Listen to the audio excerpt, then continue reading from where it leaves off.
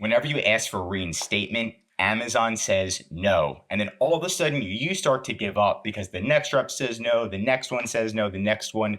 But the secret is getting to that right rep that clicks that button and reinstates your listing. And it is possible. We're dealing with humans at the end of the day. And we've seen it happen multiple times where once you get that one good rep, they just click a button and your listings back up within 5 minutes.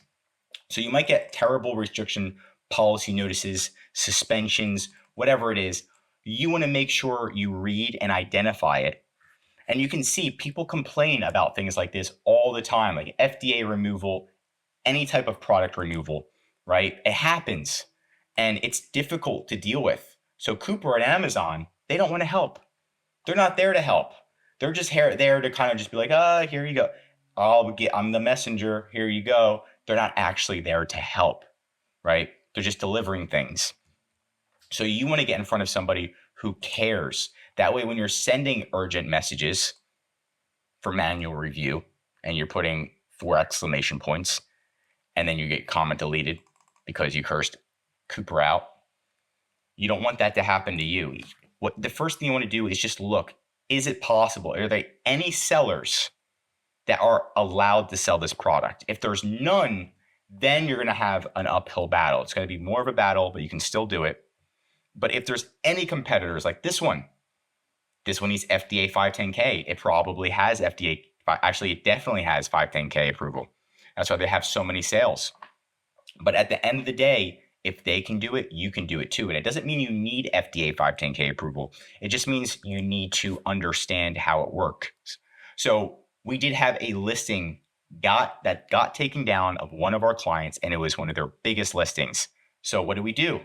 We have everybody get on it at the same time. If you can brute force it right in the beginning, there's a high chance that you can get it reinstated. Like the first 30 days, it's usually easy. Actually, the first 24 hours.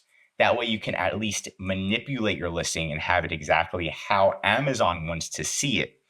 So having everybody on it was super important, right? So if we're going through different things, brand registry, getting approved, we were able to get transferred to the brand registry team, which has the highest power, even though they say they don't, in order to get a listing reinstated and not including FDA. We even reached out to the FDA ourselves and we're like, hey, look, is this a medical product? Calling them every day, just sending them emails. They said, you need to fill out this special form. You need to do this. Why is it FDA?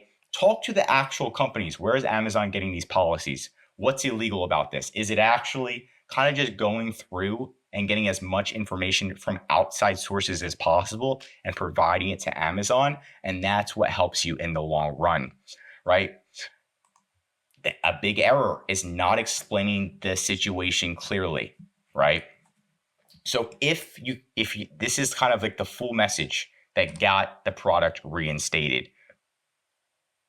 Short and concise wins pretty much every single time on Amazon, right? So if you have all these paragraphs, and I know you want to, you're going to have to condense it because they're not going to read it. So make sure you keep it short and concise. And all we did was attach a few pictures and we attached an email from the FDA. We talked to the FDA. They said we're good to go, right? And then it got reinstated right away, right? So it's just getting in front of the right person and making sure you go out of your way. You get those external documents, whatever they are, even if they're emails, even if they're not good. Something's always better than nothing. And once you get in front of the right person, they're like, oh, wow.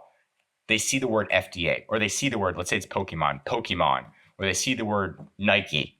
You're emailing Nike. That could automatically be like, oh, looks good to me. That's Nike. Okay, well, it must be real. And then reinstating it, right? So making sure you add all the specifics. Everything is picture perfect on the back end of the listing on what you can control. And then what you can control is just going through the motions and going through Amazon seller support to get a product reinstated. So again, all of this at the end of the day, it's going to be doing your due diligence and working extremely fast and hitting it from all angles at once, constantly, every single day.